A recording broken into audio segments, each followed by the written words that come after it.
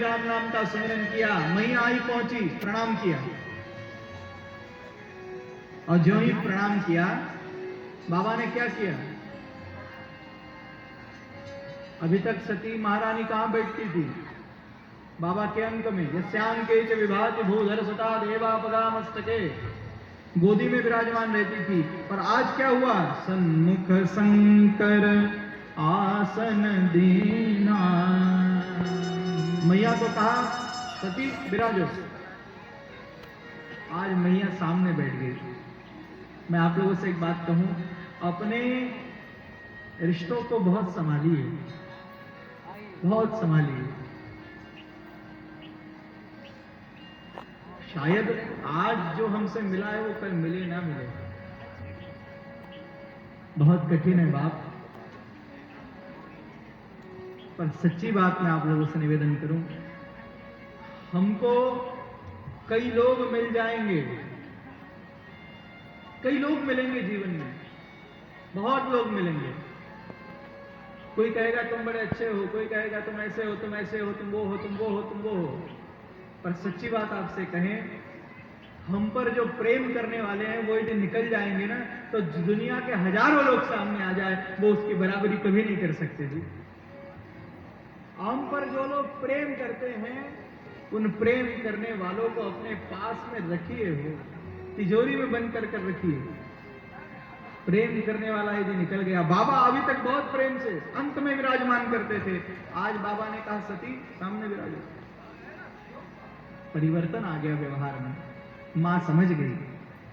और उसी समय दक्ष प्रदेश भय कई काला, दक्ष नाम के दक्ष प्रजापति जो थे, उन दक्ष प्रजापति माने सती मैया के पिताजी, वो प्रजापति बन गए और उन्होंने एक बहुत बड़ा यज्ञ का आयोजन किया। कथा आप सब लोग बहुत अच्छे से जानते हैं। बहुत बड़ा यज्ञ रखा, उसमें सभी देवताओं को बुलाया, पर बाबा को आप निमंत्रण नहीं दिया। मां ने प्रभु से कहा, बोले प्रभु मेरे पिताजी के यहाँ एक यज्ञ है, वहां मैं जाऊं? बाबा ने कहा, बोले देखिए वैसे तो हम मना कर देते, शास्त्र तो ये कहता है जदपि मित्र प्रभु पितु गुर गेहा। 4 स्थान ऐसे हैं जहां बिन बुलाए चले जाना चाहिए। मित्र के यहां बिन बुलाए जाना चाहिए, प्रभु माने भगवान के मंदिर में बिन बुलाए जाना चाहिए, पिताजी के यहां बिन बुलाए जाना चाहिए, और गुरु महाराज के यहां बिन बुलाए चले जाना चाहिए। पर सती यदि हमारे जाने से किसी को आनंद न होता हो तो नहीं जाया जाए, चाहे वहां सोना बरस रहा हो, यदि तुमको कोई नहीं पूछता हो तो वहां बिल्कुल मत जाइए। बाबा ने ऐसा कहा, मां ने थोड़ा आग्रह किया, बाबा फिर वही बोले, होई सोई जो राम रची। छोड़ दीजिए, कुछ बोलिए मत, अब लीला संवरण करना है ना, इसीलिए बाबा ने कहा ठीक है जाइए। कुछ गण साथ में दिए, मां वहां गई। मां ने देखा दक्ष प्रजापति के उस दिव्य यज्ञ में सभी लोग अपने अपने आसन पर विराजमान हैं, पर बाबा भोलेनाथ के लिए कोई एक भी आसन नहीं है। जब मां ने ऐसा देखा, मां से रहा नहीं गया। मां ने दक्ष को कहा, पिताजी मैं आपकी पितृ देह से हूं, पर इस समस्त जगत के पिता भगवान महादेव हैं, आपने उनका स्थान नहीं रखा, आपने मेरा अपमान नहीं किया, आपने जगत के पिता का आसन न रखते हुए सारे जगत का अपमान किया है। मैं अभी यहां संकल्प लेती हूं और इस देह का त्याग करती हूं। ऐसा कहते ही मां ने त्वरित अपने अंगुष्ठ से योगाग्नि को प्रकट किया और उस योगाग्नि से मां ने अपना संपूर्ण शरीर जला दिया। शरीर नष्ट हुआ, हाहाकार मच गया। नारद जी पहुंचे कैलाश पर। कैलाश पर जाकर नारद जी ने कहा, प्रभु मां सती ने अपना देह नष्ट कर दिया है। जटा बंधी हुई थी बाबा की, बाबा ने अपनी जटाओं को खोला, उन जटाओं में से वीरभद्र निकला। वो वीरभद्र दौड़ते हुए पहुंचा है। यज्ञ का विध्वंस होने लगा, जहां तहां हाहाकार मचने लगा। और देखते ही देखते बाबा ने कैलाश पर तांडव नृत्य करना आरंभ किया। हे जटाटवी गलत जलत प्रवाह पावित स्थले गले बलंत रंगिका गोयंग चंद्रमालिका जटाकटाह संभ्रमण भ्रमण निलिंब निर्झरी विलोल वीति वल्लरी विराजमान मूर्धनि। हे धगत धगत धगत धगत ज्वलल पट्ट पावले किशोर चंद्रशेखर कवि प्रदक्षिणं नमः। हे धराधरेन्द्र नंदिनी विलास बंधु बंधुरथ पुरत प्रमोदमान।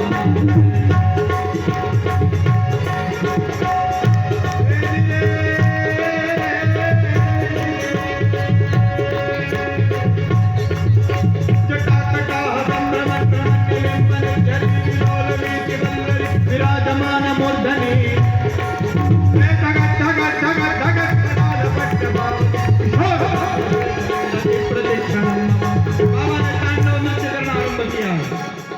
बाबा नृत्य करने लगे और इधर वीरभद्रादि भगवान महादेव के गण पहुंचे हैं और महादेवों के गण ने एक एक करके सबको मारना आरंभ किया। विष्णु ब्रह्मा इत्यादि देवता भागे, भृगु जी को मार दिया हो, दाढ़ी खींच ली और सबका विनाश हुआ। देखते ही देखते बाबा का वीरभद्र स्वरूप वहां पहुंचा और स्मरच्छिदम पुरच्छिदम भगच्छिदम मखच्छिदम गजच्छिदम गच्छिदम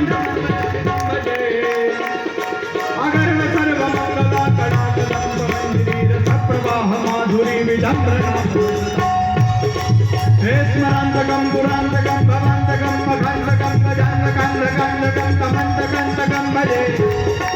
हे अगर्व सर्वमंगला कड़ाकदम मंदिर सप्रवाह माधुरी विडंबना विडंबना विडंबना विडंबना। बाबा वहां पहुंचे, दक्ष के यज्ञ का विध्वंस हुआ। वीरभद्र ने एक ही बार में दक्ष की मुंडी को काटा और वो दक्ष का जो मुख था वो यज्ञ कुंड में जाकर गिर गया। यक्ष का विनाश हुआ, दक्ष का विनाश हुआ और बाबा वहां पहुंचे। सब लोगों ने बाबा की क्षमा याचना करी। बाबा अपराध हो गया, अब ऐसा अपराध कभी नहीं होगा। बाबा प्रसन्न भये और बाबा ने दक्ष की जो धड़ था, दक्ष का शरीर था, उस शरीर पर बकरे का मुख लगाकर चिपका दिया और दक्ष ने बकरे के जैसे बकरे के मुख से बाबा की स्तुति करी। बकरा कैसा बोलता है जी? हैं? हाँ, मोए मोए। तब बाबा ने वरदान किया, हमारे ससुर जी ने बहुत अच्छी हमारी स्तुति की है। जो कोई हमारे मंदिर में आकर अपने गाल को बजाएगा, हैं? गाल कैसे बजाते हैं पता है आपको? एकांत में बजाएंगे, यहाँ नहीं बजा सकते। शिव जी के मंदिर में अवश्य गाल बजाना चाहिए। मानिक प्रभु महाराज कहते हैं, गाल बजावत नाम लेत है, काल ही कापत थर थर थर, शिव शंभो शंकर हर हर। बाबा ने वरदान दिया, बाबा वहां से पहुंचे हैं, पर तभी एक लीला हुई थी। बाबा तो पहुंच गए कैलाश पर। कथा तो यूं भी है कि बाबा ने सती का जो शरीर था वो उठाकर बाबा भागे और जहां जहां सती का एक एक अंग गिरा वहां वहां पर एक एक शक्तिपीठ स्थापना हुई है। आज भी वो शक्तिपीठ पूजे जाते हैं, आज भी जगह जगह। और नवरात्र में तो एक विचित्र धूम होती है, याद है? अच्छा, नवरात्र तो कोई ऐसा मुश्किल ही होगा जिसको नवरात्रि पसंद नहीं है। बाकी तो सभी लोग, शक्ति की आराधना कौन नहीं करना चाहता हो। 5 भगत मिल जस तोरा गावे, माई दुई बिरिया। अतर चढ़े सौ सौ सिसिया, अतर चढ़े सौ सौ सिसिया, माई लोई बिरिया, करे भगत हो आरती माई लोई बिरिया, करे भगत हो आरती माई लोई बिरिया। पानी का लोटा गंगा जल लाई माई लोई बिरिया, पानी का लोटा गंगा जल लाई माई लोई बिरिया। हार बनाए चुन चुन कलिया, हार बनाए चुन चुन कलिया, माई लोई बिरिया, करे भगत हो आरती माई लोई बिरिया, करे भगत हो आरती माई लोई बिरिया, हो करे भगत हो आरती माई लोई बिरिया, करे भगत हो आरती माई लोई बिरिया। बोलिए जगदम्बा मैया की। 51 शक्तिपीठों की स्थापना हुई। प्रभु तो चले और प्रभु ने फिर से अपना शरीर संभाला और लगी समाधि अखंड पारा। उसी समय तारकासुर नाम का असुर उत्पन्न हो गया हो। उसने वरदान क्या मांगा? मैं यदि मरूं तो शिव जी के पुत्र के हाथ से मरूं, वरना मेरी मृत्यु ही ना हो। और शिव जी कहां विवाह करें? वो तो बैठ गए जाके समाधि में लगे हैं, अब उनका कहां विवाह होगा? सब देवता हाहाकार मचाने लगे, अब क्या किया जाए, क्या किया जाए, क्या किया जाए। तो वही जो है, इधर मां सती ने हिमाचल के यहाँ बेटी के रूप में अवतार धारण किया। हिमालय पर महाराज हिमाचल के यहाँ मां भगवती सती पर्वत के यहाँ जन्मी, इसलिए पार्वती कहलाई। वैसे उनका नाम है उमा। मां ने जन्म ग्रहण किया, मां ने अवतार ग्रहण किया और धीरे धीरे मां जैसी बड़ी हुई, एक दिन नारद जी उनके घर पधारे। नारद जी ने जैसे ही वहां आगमन किया, वैसे ही हिमाचल ने अपने पुत्री की कुंडली दिखाई। बोले प्रभु देखिए इसमें क्या है। बोले तो बहुत अच्छी है, तो जगत जननी भवानी है। बोले पर हिमाचल इसमें एक कमी है। बोले कौन सी? बोले इसके पति में बहुत भारी दोष रहेंगे। बोले कैसा होगा इसके पति? नारद जी वर्णन कर रहे हैं। क्या वर्णन करते हैं? जोगी जटिल अकाम मन, नगन अमंगल भेष। जोगी जटिल अकाम मन, नग्न अमंगल भेष।